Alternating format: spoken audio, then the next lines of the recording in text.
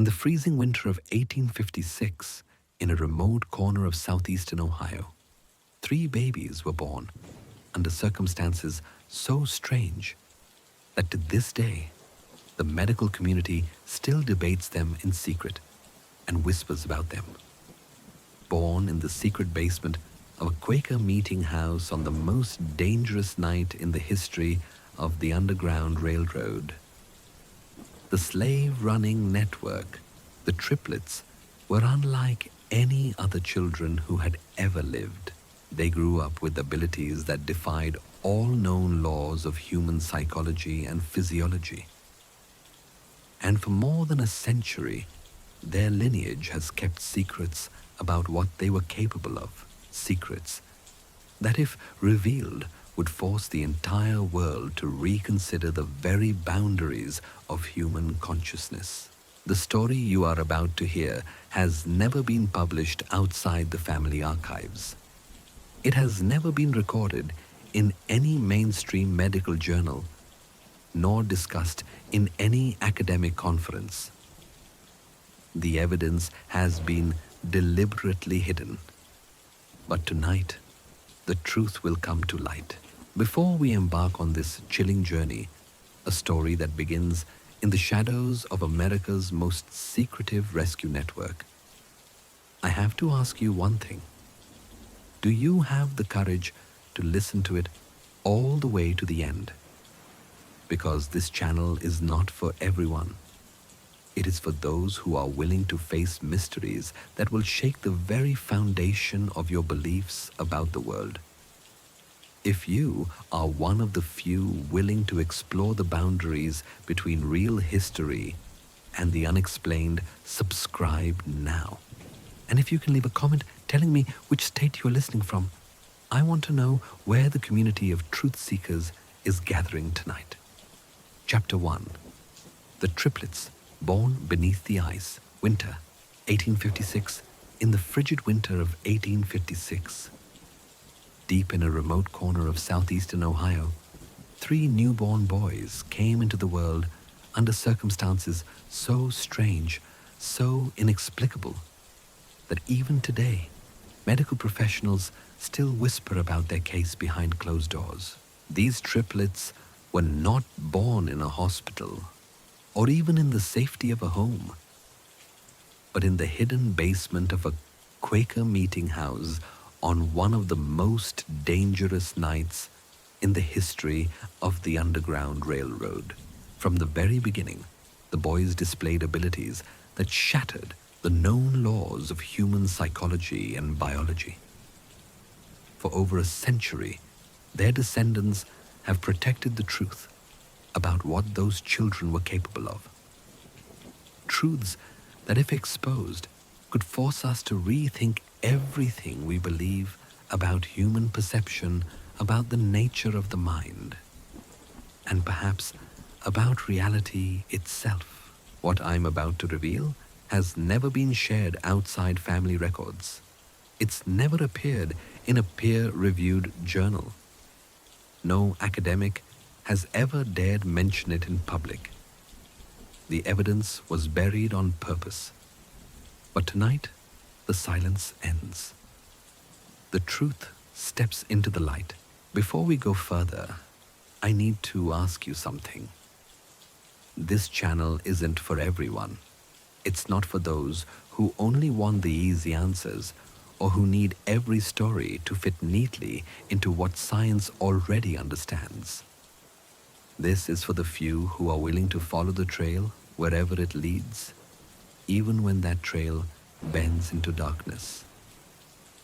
If you're one of them, hit the subscribe button now and leave a comment telling me what state you're listening from. I want to know where my fellow seekers are gathering tonight, because the story I'm about to tell you didn't happen in a distant magical land. It happened here in America, and not in some far-off past, but in towns and communities that might look eerily familiar to your own. Our story begins on a bitter February night, so cold The trees snapped like bones, and 3 infant cries rose up from beneath the earth in one of the unlikeliest birthplaces imaginable. It was the night that set off a chain of events that would baffle doctors, scientists, and researchers for generations. The town of Cedar Mills, Ohio, barely qualified as a settlement in 1856.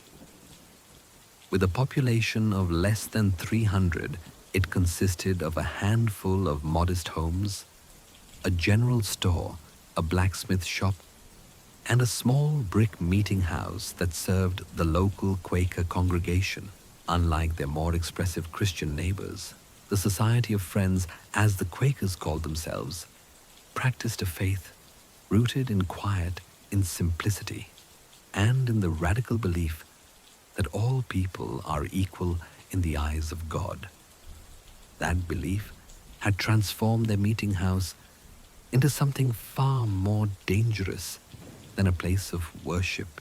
It had become Station 14 on the Underground Railroad, a vital checkpoint for enslaved people fleeing north from Kentucky and Virginia, seeking the promise of freedom. At the center of this operation stood Elder Samuel Whitmore, a man whose weathered, soil-stained hands spoke of a lifetime working the land, and whose steely gray eyes held secrets that could condemn half the town to the gallows. He had run this secret mission for nearly 8 years. Beneath the plain wooden floorboards of the meeting house lay a basement ingeniously concealed. It could only be accessed through a trapdoor hidden under the speaker's platform. This wasn't just a storage space, it was an engineering marvel born of desperation and hope.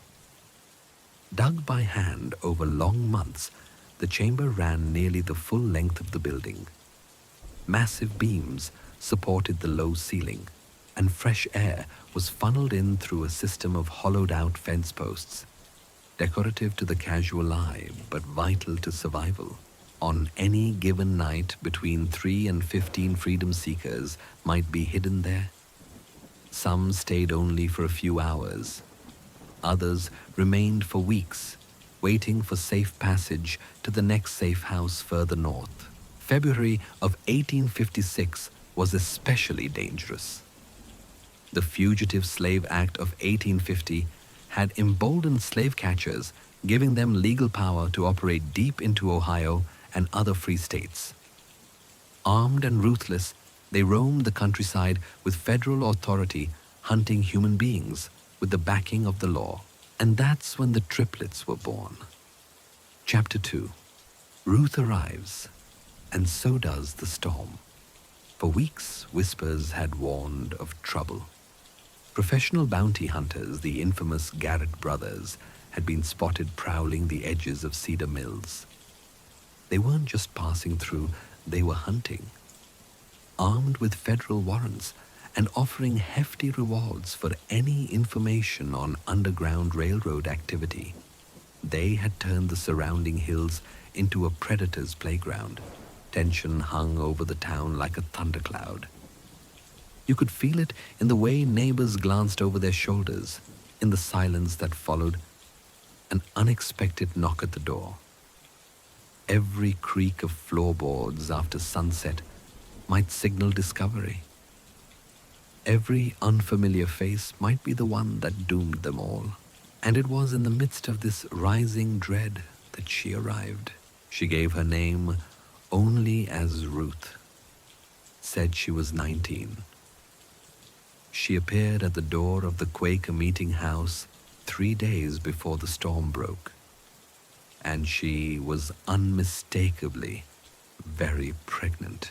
Samuel Whitmore took one look at her pale, drawn face, and the tension in her walk, and knew immediately she wouldn't be traveling north anytime soon. What he hadn't known, what no one could have known, was how soon that child would come, or how its birth would change everything they thought they understood about human nature. Ruth claimed to have escaped from a plantation in northern Kentucky. She spoke in hushed tones during her first nights in the basement, her voice careful, deliberate. Unlike most fugitives, Ruth spoke like someone who had been taught to read. Her vocabulary was precise, her grammar flawless. Even among the stoic, plain-spoken Quakers, her calm dignity made an impression. But there was something else about her, something that unsettled people without explanation. An undercurrent of knowing too deep and too quiet to name. She could sense things, small things, but impossibly accurate. She knew when someone was approaching the meeting house before any footstep or sound could be heard. She refused food that later turned out to be spoiled, though it had looked and smelled perfectly fine. But the most disturbing were the moments when she would simply correct people quietly, directly, about things no one else could know. She wasn't rude. She wasn't argumentative. She just knew. On her second night there, she had turned to Samuel's wife, Martha, and said something that would haunt the older woman for weeks. That man who brought the supplies yesterday, Ruth said softly, he told you his name was Williams, didn't he? Said he was from Lancaster. Martha nodded, puzzled. His name isn't Williams. Ruth continued, her voice a whisper in the candlelight. And he's never been to Lancaster in his life. I don't know why he lied to you, but he did. At the time, Martha had brushed it off. A frightened young woman imagining dangers in every shadow. But 2 days later, it came to light the man had lied about his name and origin. Worse, he had been asking discreet questions, too many, about the meeting house and its visitors. Then came February 23rd, 1856. The night began like so many others, cold, dark, and deceptively still. Samuel had just finished his evening prayers when he heard a knock at the front door. Then the coded rhythm, 3 quick taps, a pause, then 2 more. The signal, but something in the air shifted the moment Samuel moved to lift the heavy wooden beam that barred the entrance. A sense of wrongness seeped through the cracks. The man who stumbled in was someone Samuel recognized. Joshua, a former freedom seeker Samuel had helped escape before. Usually calm and focused, Joshua now looked like a man who'd seen a ghost. They're coming, he gasped, his breath smoking in the freezing night. The Garrett brothers, at least 6 more with them. Dogs, too. He paused, eyes flickering toward the basement trapdoor. They know about this place, Samuel. Somebody talked. His words hit like a thunderclap. Joshua's estimate may be 2 hours behind him, probably less. In 8 years of operating this hidden sanctuary, Samuel had never faced anything like this. The meeting house had always been thought of as untouchable, protected by the town's reputation and the Quakers' discretion. But if the bounty hunters had dogs and a direct path to the basement, the betrayal was real, and so was the danger. Samuel's mind raced. 7 people were hiding in the basement. One of them was Ruth, who had spent the day racked by irregular contractions. The storm had arrived. Chapter 3. The birth beneath the floorboards. Martha Whitmore had been monitoring Ruth closely for days, quietly praying the baby or babies would wait at least another week before arriving. But it seemed Mother Nature had no intention of waiting. As if summoned by Joshua's warning, a low, muffled moan echoed up from beneath the floorboards. Martha froze. Her face turned pale as frost. "Samuel," she whispered urgently. "It's happening. Ruth's time is now." What followed was a nightmare chiseled from ice and fear, as Samuel and two trusted men scrambled to evacuate the 6 remaining fugitives through a hidden northern tunnel. A narrow, hand-dug passage that emerged nearly a quarter-mile away in a grove of ancient oaks.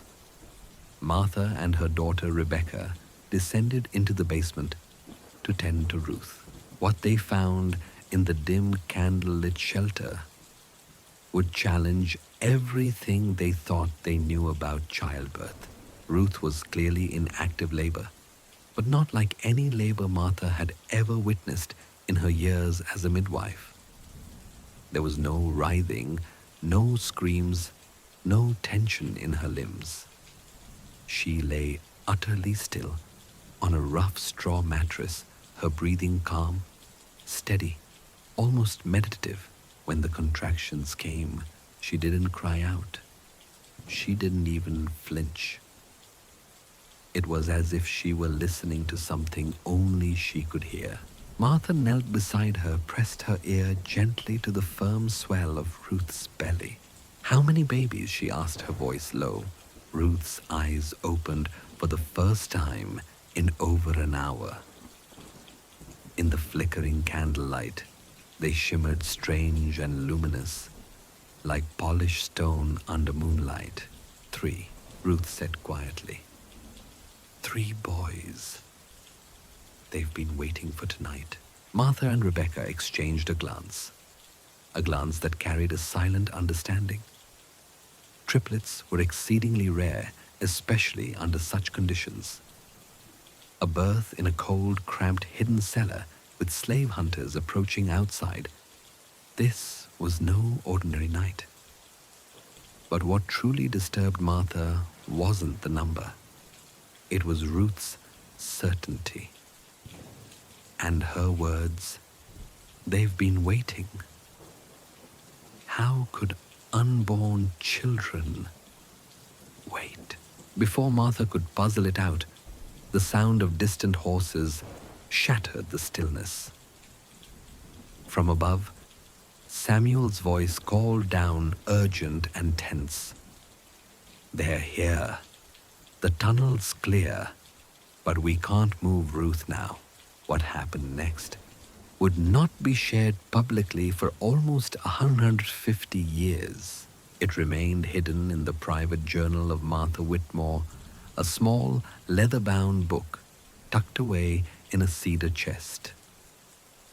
It was discovered in 2003 during the renovation of an old farmhouse untouched for generations. In those pages, written just days after that harrowing night, Martha described what she called the most unnatural natural birth I have ever witnessed. The moment the slave catchers arrived at the meeting house, Ruth's labor accelerated dramatically. But not in a way any doctor or midwife could explain. The first child was born in complete silence. No cry, no wail, just the quiet intake of breath and the soft rhythm of Ruth's own. Martha caught him a perfect baby boy.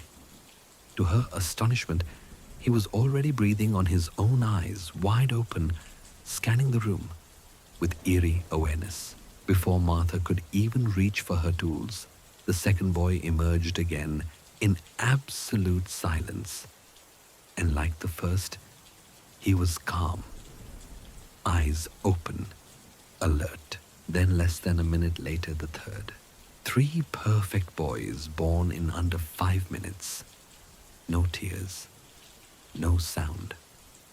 Just a stillness that filled the room like smoke. But the strangest part had yet to come.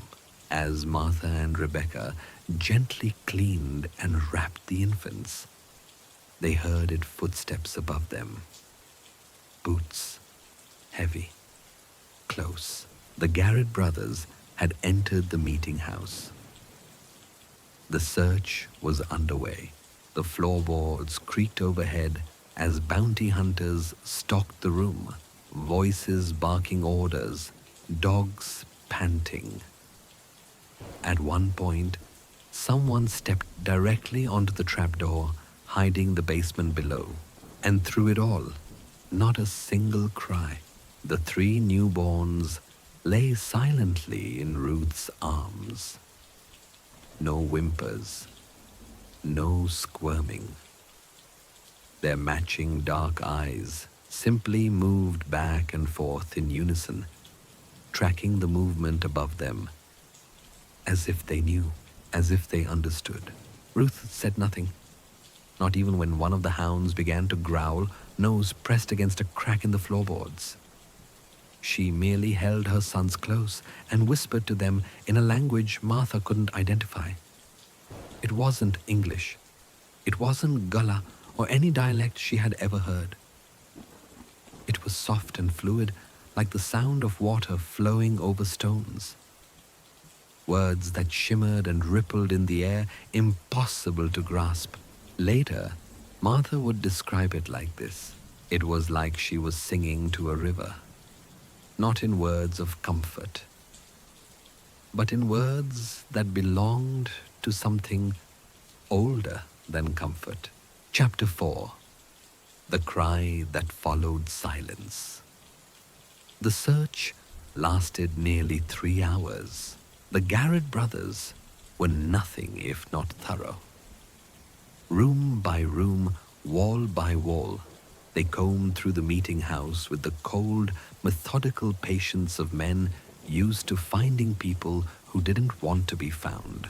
They opened every cabinet, checked under every bed, knocked on walls, pried at floorboards. Their dogs' tongues lolling sniffed along the outer foundation and scratched at several spots near the floor. But they never uncovered the concealed trapdoor that led to the basement. The trapdoor held, the floor held, and so did the silence. Eventually, furious and empty-handed, the bounty hunters cursed their informant for leading them astray. The sound of hooves faded into the cold night, swallowed by the trees. Only then, once the last echo had died, did the basement awaken. The 3 babies cried, not in staggered bursts, but together in perfect synchronized unison. Their cries formed a single haunting wail that didn't seem to rise from their tiny lungs, but from the very walls of the basement itself. And then Ruth died. It happened less than an hour after the Garretts left. She had been bleeding quietly too much too fast. And despite all of Martha Whitmore's experience with difficult births, there was nothing she could do to stop it. Martha leaned close, holding Ruth's cold hand as the last breath left her lips. Her final words were whispered so faintly, Martha could barely hear them. They'll know things. They'll always know. Take care of them. But remember, they are not like other children. And then she was gone. Ruth's death left the Quaker community of Cedar Mills with an impossible dilemma. 3 newborn boys born without documentation, without a known father, and with no legal identity. They were by the letter of the law, children of slaves. But they had been born on free soil in Ohio, far from the reach of their mother's captors. Still, they had no proof of freedom, no legal protections, and now no mother. That night, Samuel Whitmore made the decision that would define the rest of his life. The children would not be sent away. They would not be left to the mercy of orphanages or bounty hunters. The community itself would raise them in the tradition of the Society of Friends. Each household taking turns, each heart sharing the burden and the mystery. In keeping with Quaker practice, they named the boys Caleb, Ezra, and Isaac. And from the beginning, it was clear that Ruth's dying words had been a warning, not grief-driven delusion. The boys were not like other children. At first, the signs were so subtle they could be dismissed as quirks, coincidences, things only noticeable to someone watching very, very closely. But Martha Whitmore was watching, having taken primary responsibility for the triplets during their first year. She began keeping careful records, a set of personal notes she never shared, found years later alongside her birth journal.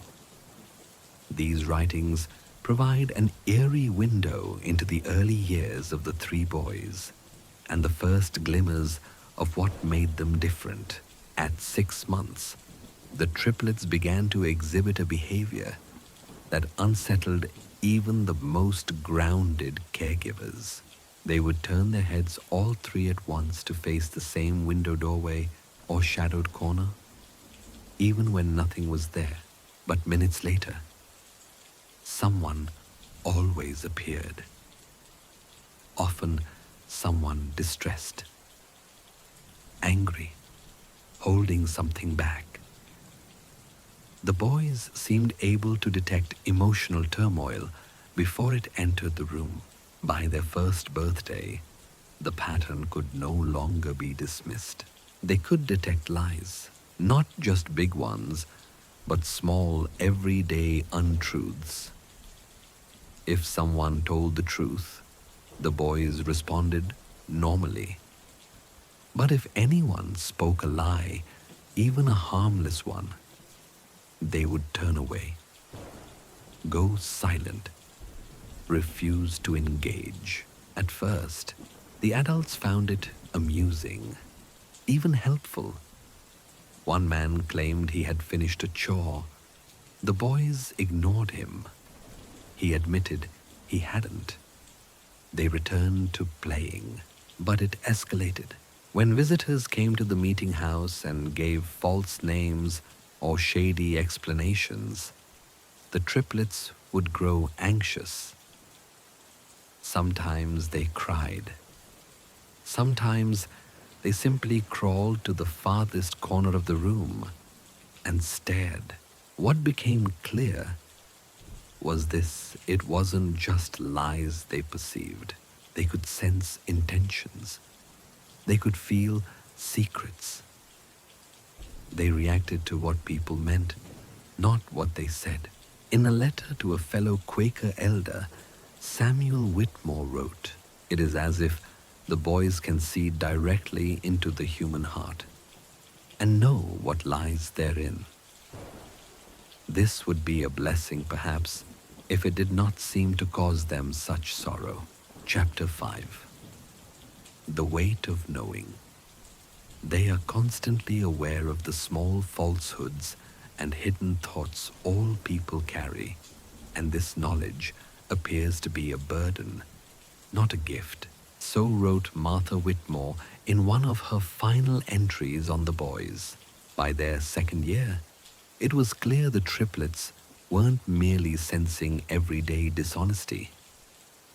They reacted most severely to a particular kind of deception, one involving secrets about violence, especially when that violence was hidden. They were especially distressed around anyone concealing information about missing persons or concealed harm. Their reactions weren't mild. They were visceral. One such incident left a deep scar on the community's collective memory. A traveling merchant named Thompson stopped at the meeting house one spring evening, claiming he was en route to Columbus on business. He was friendly, charming. He shared bread-crack jokes and seemed to pass as yet another harmless visitor. But the triplets reacted violently to him. They wouldn't sleep. They wouldn't eat. They whimpered, clung to the corners of the room, and watched Thompson with wide, unblinking eyes. The moment he left, they calmed. 2 weeks later, word came from the authorities. Thompson had been arrested for the murder of his business partner. The man's body had been hidden in Thompson's wagon the very night he visited Cedar Mills. After that, no one in the town doubted the boys again. By the time they turned 3, the triplets had developed what came to be known as the knowing look. They would stop whatever they were doing mid-play, mid-sentence, and turn their heads together to fix their gaze on someone nearby. Their eyes, dark and unnervingly still, would lock onto the individual with piercing intensity. And always, always, the person they focused on was hiding something significant. What unsettled people even more was the way the boys would then whisper softly to each other in that same strange flowing language their mother Ruth had spoken the night they were born. No one could understand the words, but the rhythm was unmistakable, like a stream slipping over smooth stones, soft, continuous, unbroken. Dr. William Harrison, the town's physician, and one of the few outsiders to observe the boys, closely wrote a private letter to a colleague at the Medical College of Ohio. I have examined these children repeatedly and can find no physical abnormality that would explain their abilities. Their senses are sharp, yes, perhaps slightly elevated, but nothing extraordinary. And yet, they demonstrate knowledge of things they should not and cannot know. I am left with 2 conclusions, both of which disturb me. Either they possess a sensory capacity unknown to modern science, or I am the subject of an elaborate hoax. But how could 3-year-olds, barely speaking full sentences, sustain such a deception? Despite the unease they stirred in some, the triplets had an immediate and profound effect on the Underground Railroad. Word of the boys began to spread quietly, carefully, through the network of station masters and conductors. Refugees started requesting specifically to be routed through Cedar Mills, because word had gotten out. If the triplets accepted you, you were safe. If they recoiled, you weren't. Their presence in the meeting house basement became more than a curiosity. It became a guarantee, an invisible shield. If the boys remained calm, if they reached out to touch your hand or sat beside you in silence, you could trust the people around you. But if they cried, or refused to enter the room, or stared with those unblinking eyes, then someone in the group was not who they claimed to be. Samuel Whitmore, once the steadfast guardian of the station, found himself in an unsettling position, relying on 3 children for the security of one of Ohio's most critical safe havens. And yet their record was flawless. Over a span of 3 years, the triplets identified 7 infiltrators, each of whom, upon later investigation, turned out to be bounty hunters, federal agents, or informants. The boys had likely saved dozens of lives, but the cost was becoming harder to ignore. The older they grew, the more the boys began to drift from the world around them. Other children avoided them, not out of cruelty, but out of fear. There was something too intense, too quiet, too watchful in their presence. Even adults began to act differently when the boys were near, uneasy under their gaze. The feeling was difficult to name, but it lingered. Even the most honest people couldn't help but feel like the boys were seeing through them, weighing their inner thoughts like open books. The community was grateful, but also unsettled. Worst of all was the growing awareness the triplets had of their own strangeness. By age 4, they had started to adjust their behavior. They learned to soften their stares, to whisper in corners instead of in front of others. They began to hide their knowing looks from visitors. They even tried to mimic the laughter and play of normal children, but the imitation only deepened the barrier between them and the world. They were trying to be less frightening, and in doing so, they became even more alone. Chapter 6. The Cry Beyond the Horizon. The year 1860 arrived like a storm over Cedar Mills. The election of Abraham Lincoln had lit a match beneath already simmering national tensions. In Ohio, federal pressure on Underground Railroad activity intensified. Marshals began conducting raids without warrants. Bounty hunters like the Garrett brothers roamed with growing boldness, and the network's most trusted safe houses, Cedar Mills, faced threats unlike anything they'd seen before. And in the middle of this pressure, the triplets, now 4 years old, began exhibiting something new, something far more disturbing than anything they had demonstrated before. They began sensing emotional trauma from a distance, not just hidden intentions in people nearby, but fear, betrayal, and suffering from miles away. The first incident took place on a bitter January morning. The meeting house was quiet. A fire burned warmly in the hearth. The boys were safe in the care of Martha Whitmore and 2 other women. Then, without warning, all 3 boys began to cry. Not ordinary tears, not hunger, not tantrum, not fatigue. This was something deeper.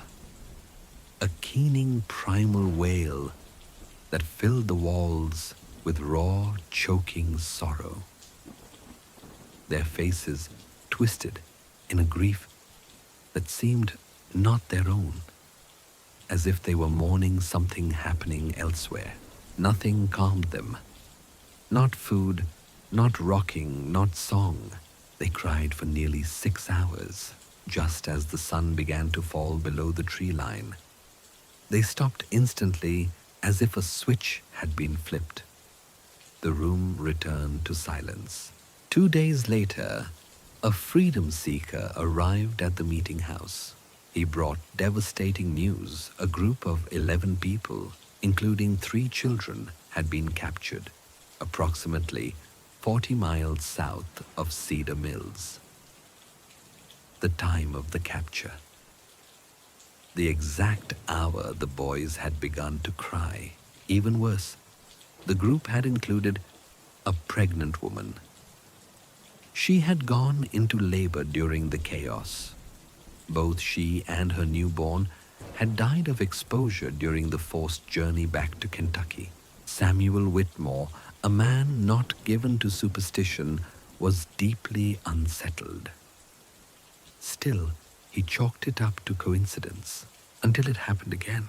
3 weeks later, the boys erupted into another fit of unnatural grief. This time, it lasted only 2 hours, but was even more intense.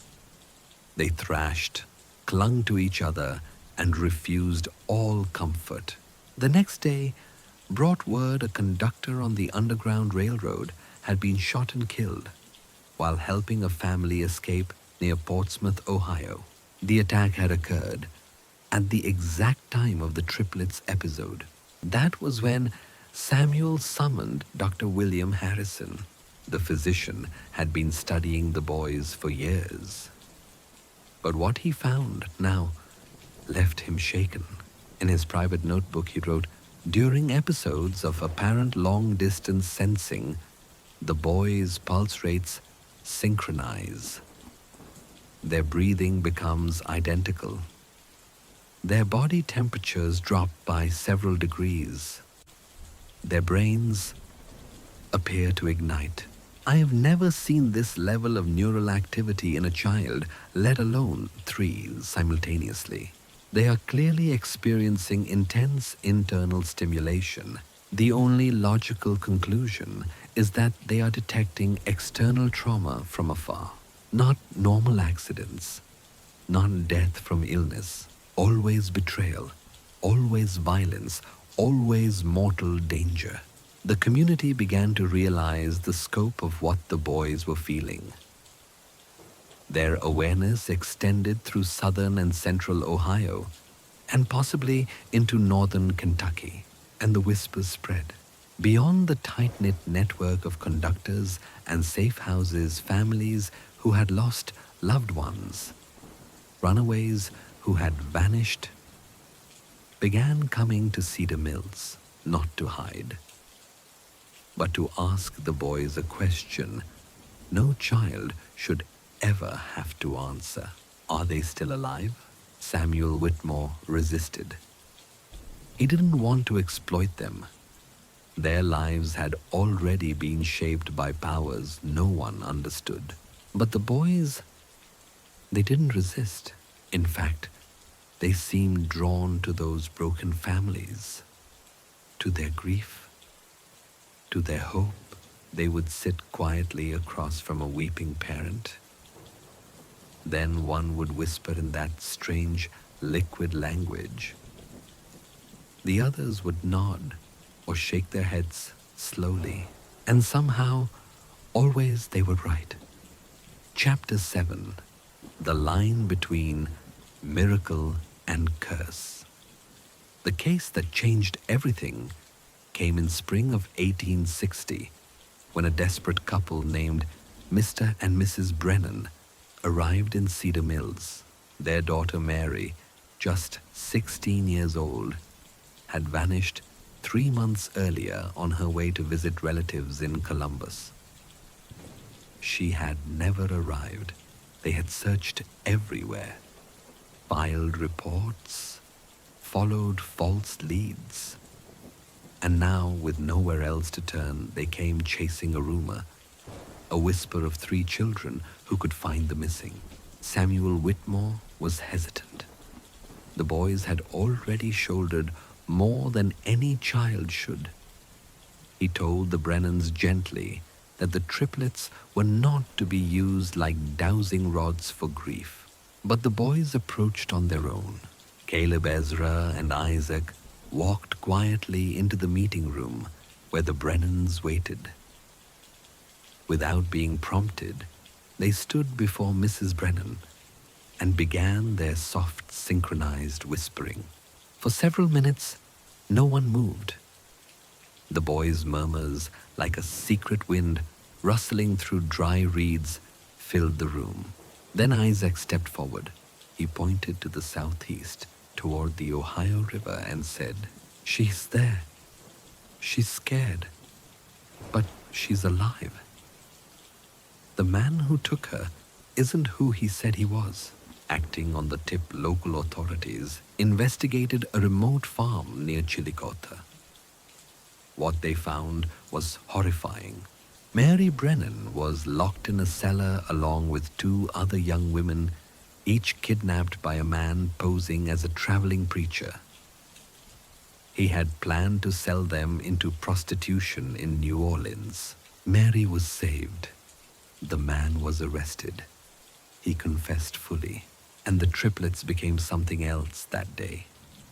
Not just children with a strange gift, but prophets of survival, deliverers of the lost.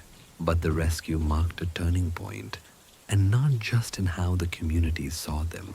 The boys were changing, growing, yes, but in ways that alarmed even their Quaker caretakers.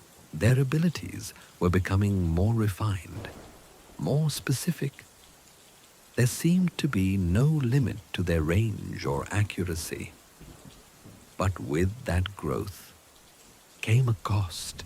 They were slipping away from the world around them. They no longer played with toys. They rarely smiled. Most days, they huddled together in corners of the meeting house, whispering in that soft flowing language only they understood. When they spoke to adults, their words carried a quiet weight full of insight and sorrow far beyond their years. In his final notes before his death in 1862, Dr. William Harrison wrote, "I fear we are witnessing the emergence of human beings who are fundamentally different from the rest of our species. Their senses are not stabilizing. They are evolving, expanding. I cannot predict what they will become." But what haunted him more was not what they could do, but what it did to them. These children are bearing witness to more human cruelty than most men encounter in a lifetime. And they do so without the protections that adulthood offers: no hardened mind, no practiced detachment. I do not know what kind of men they will become, but I fear they will be men apart, forever isolated by the terrible knowledge of what lies hidden in the human heart. The outbreak of the Civil War in 1861 shattered what little stability remained in the region and introduced a new dimension to the boys' abilities. Underground railroad operations fell into chaos.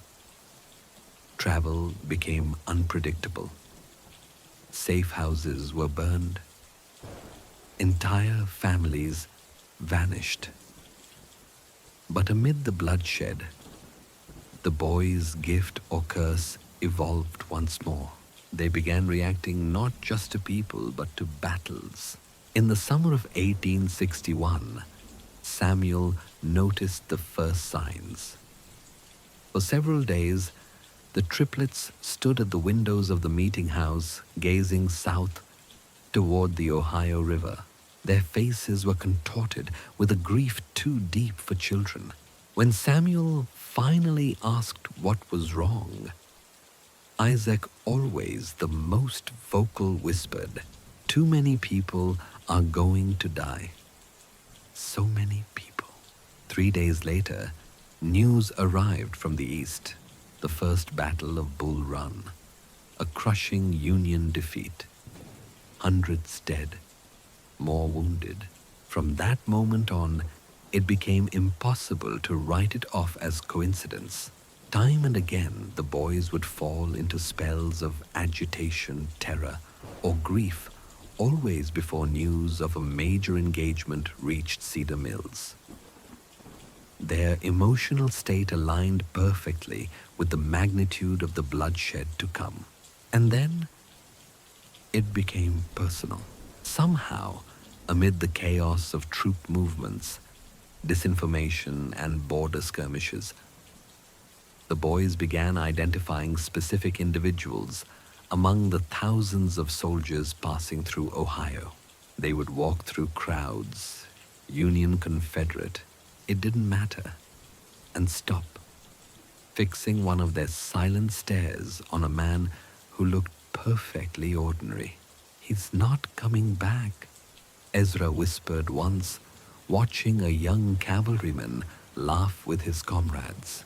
2 weeks later, that man's body was found in a ravine near the West Virginia line, ambushed, alone.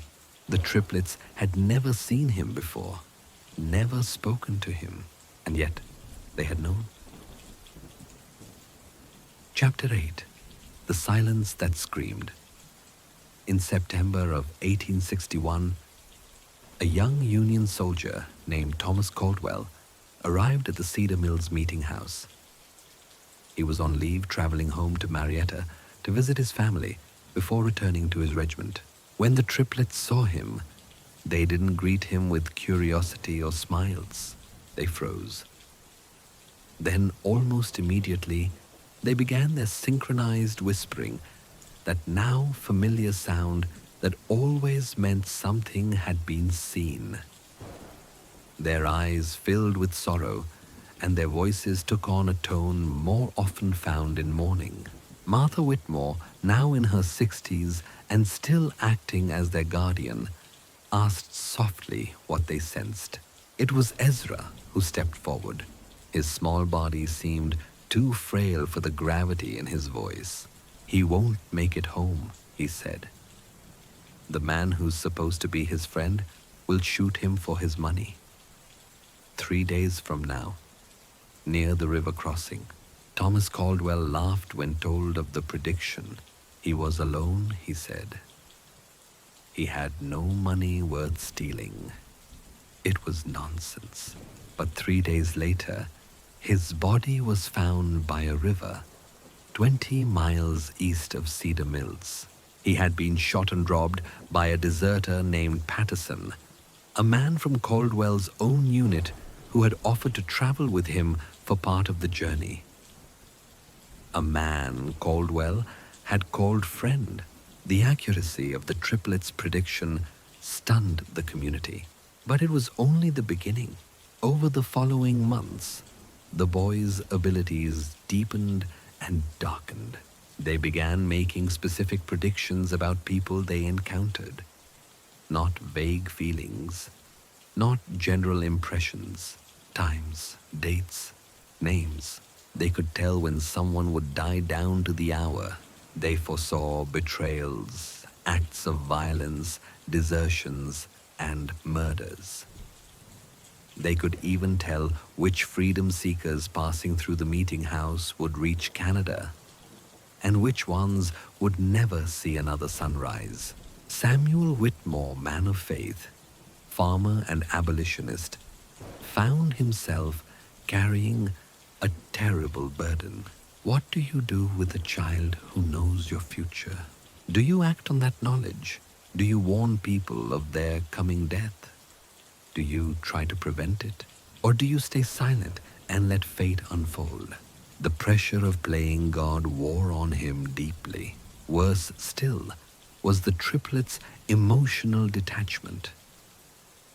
They delivered their prophecies not with fear, but with the calm resignation of someone describing the weather. He will be betrayed by his cousin. She will be captured tomorrow near the mill. They won't make it to morning. They spoke these truths without sadness, without hope, as if they had long since learned that knowing didn't change anything. The breaking point came in the spring of 1862. A group of 12 freedom seekers arrived at the meeting house, led by a conductor named James Morrison. Morrison was a legend on the railroad, trusted, proven, respected. He had guided hundreds to safety over more than a decade. And Samuel had worked with him many times. But when Morrison stepped through the door, the triplets screamed. It was a sound no one in the meeting house had ever heard from them. Not fear, not grief. This was animal panic, a primal alarm. Their small bodies shook. They pointed at Morrison, their eyes wide with horror. "Death," they shouted. "He brings death, so much death." Morrison was stunned, offended even. He had always been welcomed warmly by the boys. Never had they reacted like this. Samuel tried to question them, but they would only repeat one phrase again and again. "He brings death." The 12 people with Morrison, men, women, and children, the youngest, only 8 years old, seemed genuine, exhausted, frightened, hopeful. There was no sign of deception, no weapons, no lies. Morrison claimed they had traveled safely from Kentucky and were ready to move on to the next station. But the triplets would not go near the basement while they remained.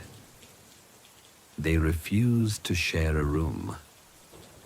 They huddled together in a corner, and whispered in their strange language for hours. And when they finally spoke, their warning chilled every heart in the room. Tomorrow night, in the woods, by Miller's Creek, he'll call to them. They'll follow because they think he's their friend. But the men with guns will be waiting. Samuel was torn. 12 lives, a trusted conductor, 3 children with a gift that defied explanation. What if they were wrong? What if they were right? In the end, he made a decision that would haunt him for the rest of his life. He let Morrison lead the group onward, but he also sent word ahead to the next station, warning them to be vigilant, to keep a watchful eye, to trust no one until the group had passed safely. What happened next would define the legacy of the Triplets forever. Chapter 9. The Betrayal at Miller's Creek. Samuel Whitmore had made one final attempt to prevent disaster. He arranged for 2 trusted local men to follow James Morrison and the group at a distance hidden in the trees. Their role was simple: provide backup if anything seemed off. What they witnessed the following night would confirm the Triplets' warning in the most horrifying way possible. Morrison led the group to a clearing near Miller's Creek, just as the boys had predicted. The stars were barely visible above the thick canopy of trees. It should have been a safe rendezvous point, one that Samuel himself had used in the past. But instead of leading them to the next conductor, Morrison stopped, turned to the woods, and called out. The words weren't loud, but they carried, and the forest responded. Gunmen emerged from the trees, slave catchers, armed, ready. Chaos erupted as the 12 freedom seekers realized they had been betrayed. But it was too late to flee. Shots cracked through the clearing. Screams followed. By the time it was over, 7 people were dead, including 2 children. The remaining 5 were captured, dragged back to Kentucky in chains, and standing in the blood-soaked snow collecting a thick envelope of cash was James Morrison. The 2 men Samuel had sent to follow watched it all unfold. They were too far to intervene, but close enough to see every horrifying detail. Morrison had been a traitor, a double agent, a man who had sold the very people he claimed to save. The massacre shattered Cedar Mills. The community was paralyzed with grief and disbelief. 7 dead, 5 condemned, and one of their most trusted conductors revealed as the devil in disguise. But nothing shook Samuel more than the realization that the Triplets had seen it coming. They had warned them, screamed even, and no one had listened. The boys' reaction was unlike anything Samuel had ever seen from them. For the first time in years, they showed emotion. Not rage, not tears, but something far deeper and far colder. A disappointment so profound it seemed to echo across their small bodies like a storm. People never listen, Isaac said softly. They never want to believe what we can see. They think we're just children. But we've seen more death than anyone in this room. We know what people are capable of when they think no one is watching. The words were simple, but they cut like scripture. A truth so raw and direct, it left Samuel breathless. That night, as he sat alone beside the fireplace, Samuel realized something that filled him with dread. The Triplets were no longer just children. They had crossed an invisible line, become something else. Their eyes still looked like boys. Their voices still sounded like children, but inside them lived a knowledge of human evil that few adults could bear, and the weight of that truth was shaping them into beings that felt increasingly alien to the people who had raised them. But the worst was yet to come, because even now, even after all they had revealed, the boys were still changing. Their powers were still growing, and soon the question would no longer be what they could see, but what they were becoming. Chapter 10. The Doctor Who Saw Too Much. By the winter of 1863, the American Civil War had reached a level of violence and bloodshed never seen before on U.S. soil. But in a quiet farmhouse near Cedar Mills, another war was taking place. A war inside the minds of three extraordinary 8-year-old boys. Dr. Elizabeth Hartwell, one of the first licensed female physicians in Ohio, arrived in Cedar Mills under the official banner of the Medical College of Ohio. A neurologist by training, Hartwell had studied rare sensory conditions and anomalous cognition for over a decade. She had read every report left behind by Dr. William Harrison before his death. And she had come to a single, staggering conclusion.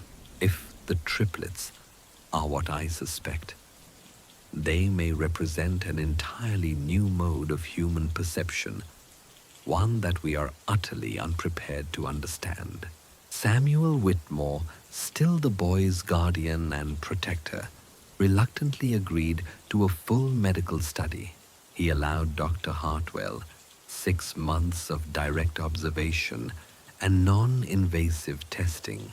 What she discovered would shake the very foundations of science and forever alter how the triplets were seen. Chapter 11. A New Species Among Us. In the winter of 1863, Dr. Elizabeth Hartwell began a series of examinations that would uncover a truth so profound and so unsettling that it was immediately classified by federal authorities and buried for over 60 years. Using the most advanced instruments available at the time, Hartwell probed not only the bodies, but the minds of the Cedar Mills triplets, and what she found would redefine the boundaries of science and evolution. At first, her observations were subtle. Yes, the boys exhibited unusually high activity in brain regions associated with empathy pattern, recognition, and emotional regulation. That alone was extraordinary. But what stunned her, and would later terrify the military intelligence officers who reviewed her findings, was this: their nervous systems were in constant real-time communication, not metaphorically, literally. In one experiment, Dr. Hartwell applied a mild electrical stimulus to Caleb's arm. Ezra and Isaac, located in entirely separate rooms, responded instantaneously. Their pulse rates jumped, their brain waves synchronized, their respiratory rhythms matched Caleb's in perfect harmony. It was, Hartwell wrote, a single consciousness distributed across 3 bodies. This wasn't just sibling intuition. This was something else entirely, a neurological network shared by 3 minds. A biological triad. And the implications were unprecedented. But her most shocking discovery came when she tested their ability to detect lies. She conducted a series of tightly controlled experiments using volunteer subjects trained to deliver both truthful and false statements. The triplets, as expected, could detect falsehoods with unerring accuracy, but not by observing tone, body language, or facial expressions. No, the triplets were reacting to something invisible, to something electromagnetic. Using crude but sensitive instruments available in 1863, Dr. Hartwell recorded measurable electrical patterns radiating from the triplets' brains patterns that appeared to resonate with the ambient electromagnetic fields of people around them. Her conclusion was stunning. These children appear to possess a form of biological electromagnetic sensitivity that allows them to directly perceive the neural activity of other human beings. In simpler terms, the boys could feel what others were thinking. Not metaphorically, not spiritually, electrically, scientifically. When someone lied, felt fear, or concealed violent intent, their brains produced distinct electromagnetic signatures, and the triplets detected them instantly, the same way others might hear a sound or see a flash of light. This was the secret behind their abilities to detect lies, predict betrayal, and sense distant suffering. They weren't prophets. They weren't possessed. They were something even more astonishing. They were evolution in motion. But how had this come to be? Dr. Hartwell believed the answer lay in the triplets' origins and in the tragic story of their mother Ruth. Her body preserved in the Quaker cemetery behind the Cedar Mills. Meeting House had never been disturbed until now. Quaker tradition allowed a respectful medical examination, and what Hartwell found was chilling. Ruth had suffered severe neurological damage from exposure to industrial chemicals used in indigo dye processing on Kentucky plantations. Chemicals including mercury compounds and lead-based pigments. Toxic to most these chemicals had triggered an unprecedented genetic mutation in Ruth's unborn sons.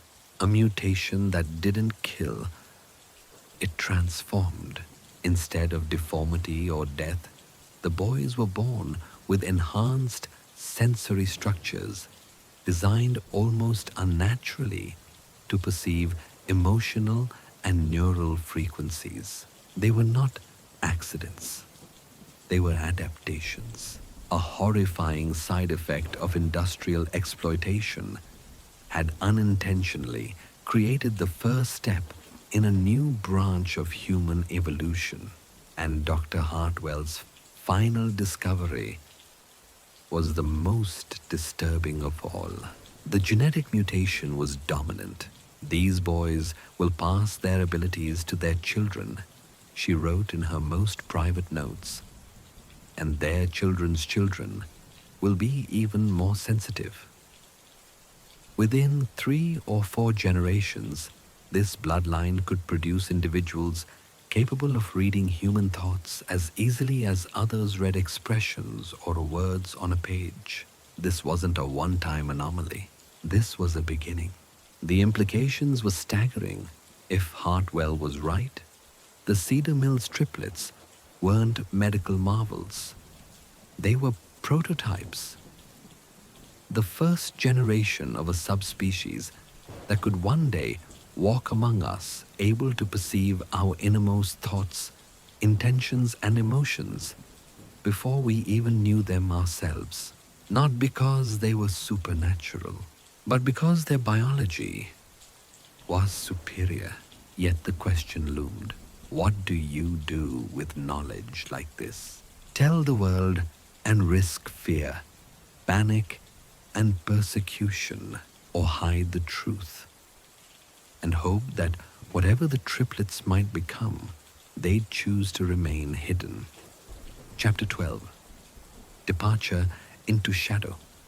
The Civil War burned across the nation, and military minds on both sides were desperate for any edge. If word of the triplets' abilities leaked beyond Cedar Mills, they would become prizes to be captured, dissected, weaponized, their childhood traded for battlefield victories. Samuel Whitmore faced an agony of choice. Publish Dr. Hartwell's findings, thrusting the boys into the spotlight, where public scrutiny might shield them. Bury the research, preserving their anonymity, but leaving them exposed to anyone who already knew the secret. In the end, the choice was ripped away. On a bitter February morning, federal marshals rode into Cedar Mills with sealed orders. Transport the Whitmore triplets to Washington for matters of national security. Someone high in the War Department had read Hartwell's classified report and wanted the boys for interrogations, spy-catching perhaps worse. But the triplets sensed the danger long before hoofbeats reached the meeting house door. When Samuel hurried to find them, he discovered Caleb, Ezra, and Isaac waiting at the threshold, tiny cloth bundles slung over their shoulders. "We have to go," Caleb said, calm as falling snow. "If we stay bad, things will happen to everyone here. We've seen it." Isaac's dark eyes held no fear, only certainty. "The men coming aren't protectors. They're collectors. They'll study us, cut us open, and when we're gone, they'll hunt our children and our children's children." Ezra, quiet as ever, finished the thought. "We've seen the future they want.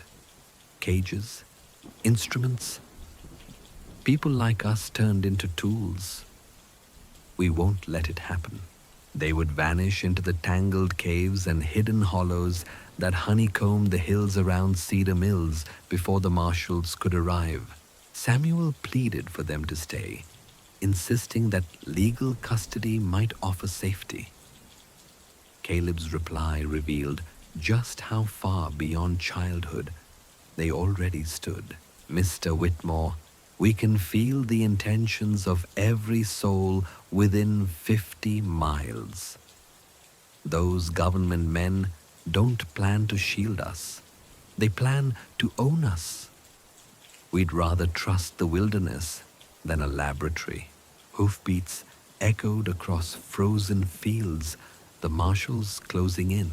Yet, before turning toward the forest, the boys offered Samuel one final revelation, a truth heavy enough to shake the earth beneath his faith.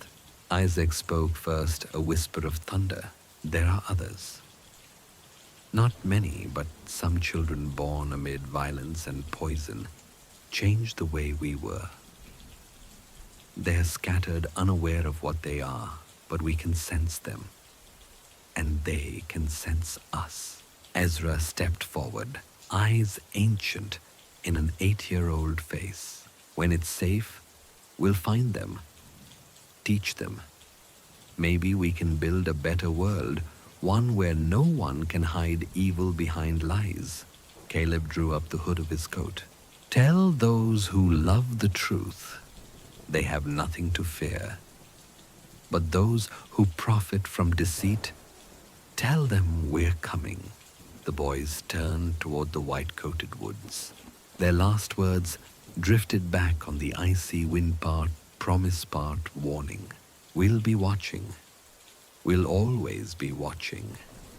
And we'll remember who helped us and who tried to hurt us." Then they were gone, 3 small shadows swallowed by the trees, leaving only silence and hoofbeats, and the knowledge that a new chapter in human history had begun beneath the snow. These people aren't telepaths or psychics. They're something much more real and perhaps more dangerous. They are the evolutionary consequence of our own industrial recklessness and social violence. We created them. We just didn't realize it. Dr. Sarah Chen Johns Hopkins University, 2019.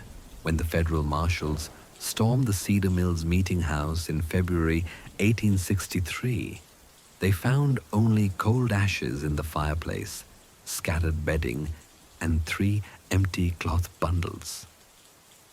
Despite weeks of search efforts with dog soldiers and scouts, the triplets had vanished without a trace. No bodies, no footprints, no trail. Just a silence that settled over the hills like snow. Dr. Elizabeth Hartwell's research was seized, buried deep in classified archives, and forgotten until 1924, when a researcher unearthed her notes. During a routine declassification review, the papers rocked the scientific community, but by then, the triplets would have been in their 70s, and any chance to find or study them had long since passed. Samuel Whitmore, the boy's guardian and moral anchor, lived to see the end of the century. In his final writings, discovered in a hidden drawer of the Whitmore farmhouse, he confessed they were never ours to keep. They belong to whatever future is coming for us. I only hope we were kind enough to be remembered. The meeting house fell into ruin. The Underground Railroad station slowly dissolved after the war, and Cedar Mills became just another name on old maps. But the legend of the triplets outlived the wood and stone that once sheltered them. Legacy in the blood. In the decades that followed, whispers emerged from every corner of the country. A girl in Scranton who warned a train would derail, and it did. Twin brothers near Galveston who found a drowned child no one else could locate.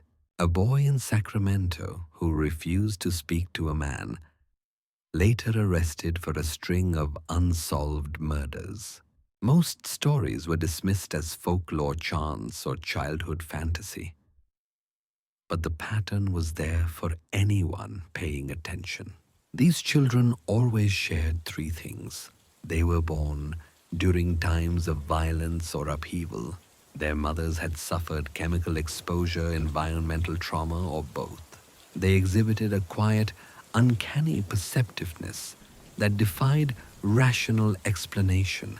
By the early 2000s, geneticists and neuroscientists began to notice anomalies in certain populations, tiny deviations in brainwave signatures, nervous system conductivity, and electromagnetic sensitivity.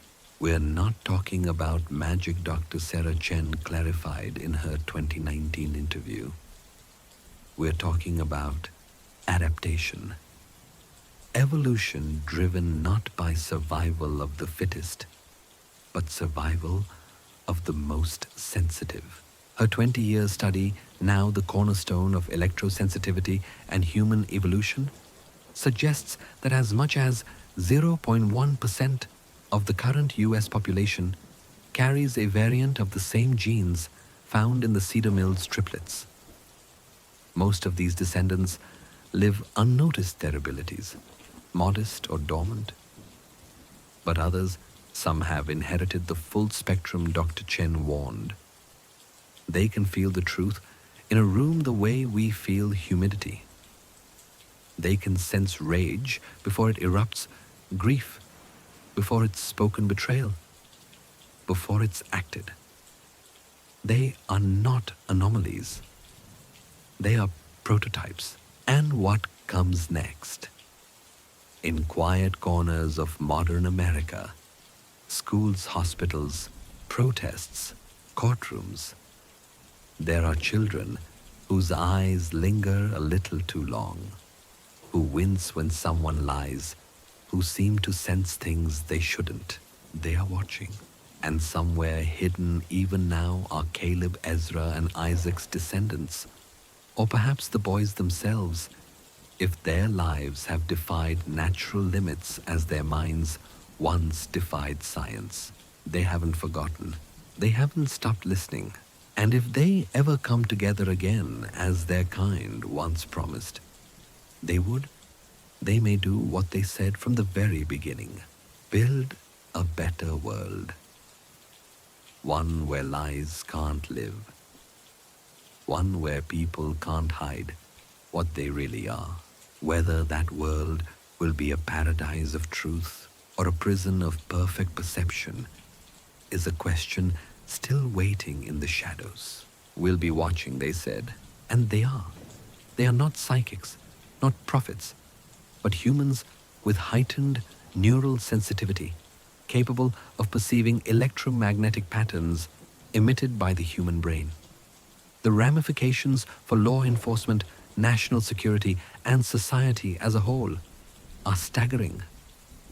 If Dr. Chen's findings are accurate, then thousands of Americans may walk among us with latent abilities.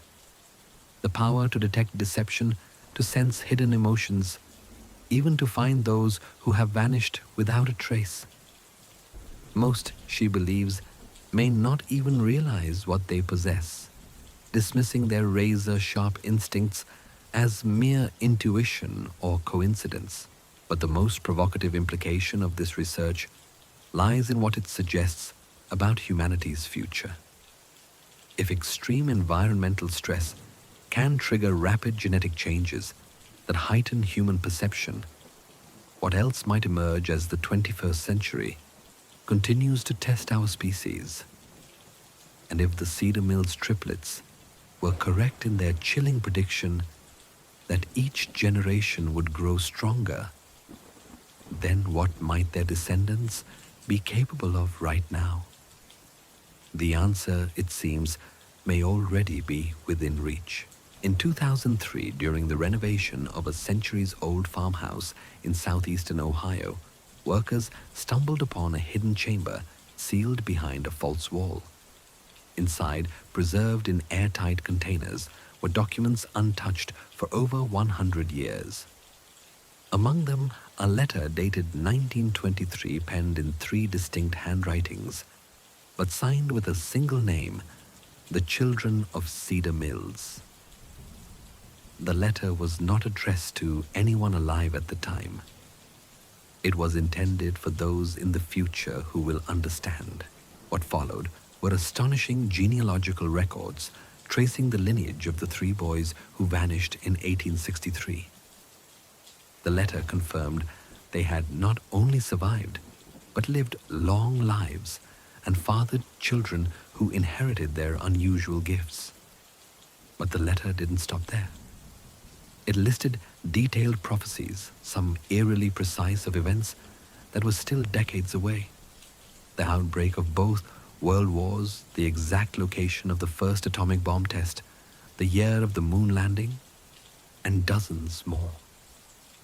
Every one of them has since come to pass. The letter ended with a message that was as reassuring as it was haunting. We are still here. We are still watching. With each generation, we grow stronger, wiser. The world will need us soon, and when that time comes, we will be ready. Until then, we remain hidden, learning, evolving, waiting for the world to accept what we are. The next step in human evolution. Attached was a modern-day address in Ohio and one cryptic instruction: when you are ready to know more, come to this place on the anniversary of our birth. We will be waiting on February 23rd, 2024. The 168th anniversary of the triplets' birth, over 50 individuals arrived at the given location. Among them were genetic researchers, descendants of abolitionist conductors, and people claiming to have unexplained perceptive abilities similar to those of the original triplets. What occurred at that gathering remains shrouded in secrecy. No one has publicly spoken about it, and no official records exist. But since that day, several attendees have quietly begun working together on missing persons investigations. Advanced neurological research and unexplainable criminal profiling. Dr. Chen, who was confirmed to be among those present, offered only this statement: the legacy of the Cedar Mills triplets is not over. In truth, it may have only just begun. The story of three boys born in the basement of a Quaker meeting house in one of the darkest hours of American history refuses to fade. Whether they represent the hope of a more evolved humanity or a mutation that could unsettle the natural order, one thing is undeniable. Somewhere out there, the bloodline of Caleb, Ezra, and Isaac survives. They are still watching, still learning, and still preparing for what comes next. If their ancestors' foresight remains intact, the next great leap in human evolution may arrive sooner than we think. This mystery reminds us that the limits of human perception are far less fixed than we once believed, and that in rare moments, extraordinary circumstances give rise to extraordinary people. So what do you believe? Could humanity truly evolve under pressure, adapting in ways that defy science? Have you ever experienced moments of insight so precise they felt unnatural? Tell us your thoughts in the comments below. Do you think the descendants of the Cedar Mills triplets still walk among us, quiet observers of our chaos? And if you found this story compelling, subscribe, tap the bell for updates, and share it with someone who loves tales that bend the boundaries of science and the supernatural. We'll see you in the next episode, where another secret from America's hidden history is waiting to be uncovered.